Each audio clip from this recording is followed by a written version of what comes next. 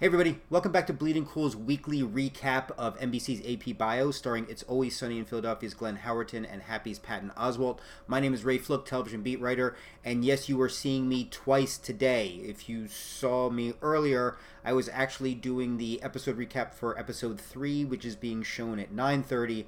I'm doing the recap for episode 4, which was shown at 8:30. I'm doing that now, but now apparently episode 4 has become episode 3, 3 has become 4, dogs have become cats, mass hysteria. I said this in the previous recap video, and I want to say this again.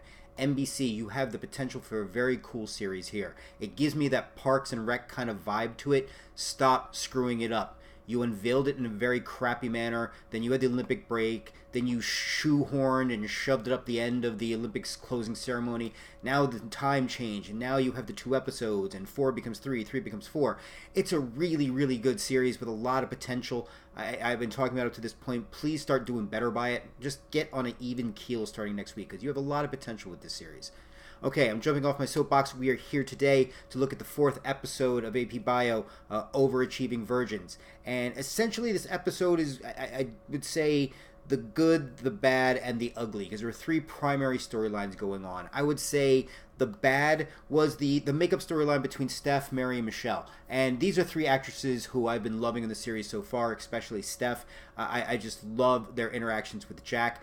The makeup storyline I thought was it was a little disposable. I thought it shouldn't really have been the basis to be stretched out for the entire half hour, and the resolution at the end by having Durbin use the makeup for his television shows, I thought it was cute and everything, but it was very, very disposable. The ugly, and I mean this in a good way, was, if you can get a chance to watch the episode again, the underlying backstory involving the bats and moths and everything else that was going on, that Durbin was giving us updates either through his broadcasts or through his interactions with people on the show. I was actually a really big fan of that. I was curious to see how that was going to wrap up. But the primary storyline, and I think what really, really helps sell this episode, is the war and then understanding between Jack and Marcus.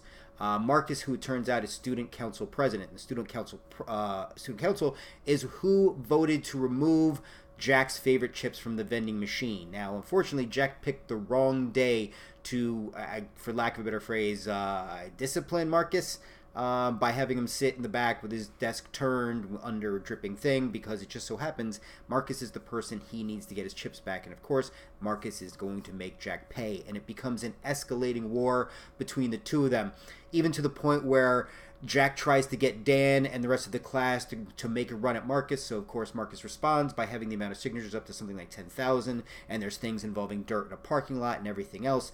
And then things get very, very ugly when Jack gets a tip that Marcus won the student government election illegally through shady means. And he traces it back, and it turns out that Marcus's parents had bribed the secretary to throw the votes by giving her, I'm assuming, a very, very sweet deal on a car.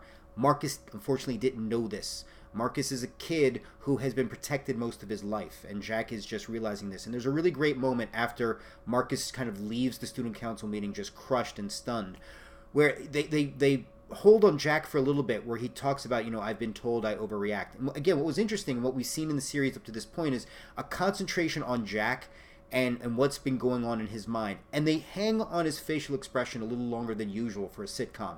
And again, I give the show a lot of credit, because I think we're starting to get a little deeper into what's going on with Jack than you would normally expect from a show this type, especially one that can be very broad with its humor. So I was really, really impressed with how that worked out. And there's a really great scene at the end where Jack goes to visit Marcus. Cliched, and again, granted, I will say nothing extraordinary, but it's the dialogue and interactions that make it interesting. Because Jack just runs into a mom that she's not really resentful for what she did about bribing behind her son's back to get him the position, and really doesn't even want Jack to break him anymore. She wants Jack to kind of keep that lie perpetuating. And it's sad in a way. And you can see Jack even kind of shake his head when he goes upstairs. And ironically enough, the way this gets settled is, people may not particularly like the use of the phrase bully, but Jack essentially offers to continue being Marcus's bully. And I know people are going to hate the use of that phrase, but in a sense it's appropriate, because not so much of a bully, but someone who's just going to keep Marcus grounded in reality. Because we saw what happens when Marcus gets a little power. He was actually one-upping Jack, and I was a little concerned with how far Jack was going to go with this. But again, Marcus having somebody in his life that's going to ground him, I think, is very important and very essential. I thought this was a really good, solid episode. Would like to have seen the makeup portion of it just completely removed. Again, if this would have been about Jack and Marcus, which I'm glad was the primary storyline, because that what really sold me on the episode, and a little more fleshing out of the Pat story, I think that would have been a nice 1-2 combination. Again, Mary, Michelle, and Stef, love seeing them on screen. Just give them a little bit more storyline. Hell, please give them their own episode. I'd love to see them have an episode centered directly on them. I think that'd be fantastic. Okay, so again, good solid episode. I think I started doing a rating system last time, so let's try and do that again. If I was going to give this a Cusack scale, I would give this about a 7 to 7.5. Would have gone up probably about a half point to point higher without the makeup storyline, but then the Jack and Marcus storyline I thought really did a great job selling. It was just impressive all around. Again, and kudos to Glenn Howerton, who I think a lot of people just naturally write this off as, oh, well, it's Dennis in a classroom. And he's adding a lot more layers to this, and it's been very, very impressive. Okay, a couple key points that you've seen the episode, or if you haven't seen it yet, to keep in mind. Hopefully I haven't spoiled too much for you. It was nice to see that the sign is finally getting fixed. That's awesome, at least until somebody can wreck it again. Hangry, again, for those who don't know, contrary to what Andrew was saying, hangry is not horny and angry, though I have used that. I have used and heard that used before.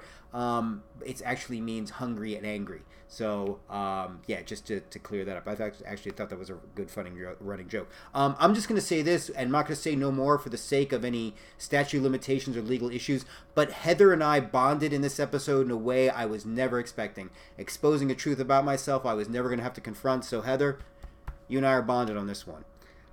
David Bowie, apparently for Durbin, David Bowie is a good way to explain the issues of feelings and hormones and experimenting and everything like that. Just throw out David Bowie. Apparently, Michelle likes to spend her quiet time knitting in the parking lot in her car. It's not creepy at all, even if it looked painfully creepy to Jack, I'm assuming. Marcus, apparently without a shirt on, according to Jack, gives off a very wicked glow. So I thought that was pretty good also. Robert Durst, yeah. When you only get 19 votes and you lose out to a murder, that's the painful realities of how you really lost a student council election. And Mary, speaking on behalf of teachers everywhere, she basically wears her monthly contacts for 2 years. Again, another one of those things I can kind of sort of relate to. So again, really, really good quality episode. I'm really liking the show, you know, and again, I hope NBC does right by it, because again, it gives me that Parks and Recreation vibe. It really does. It's 4 episodes in.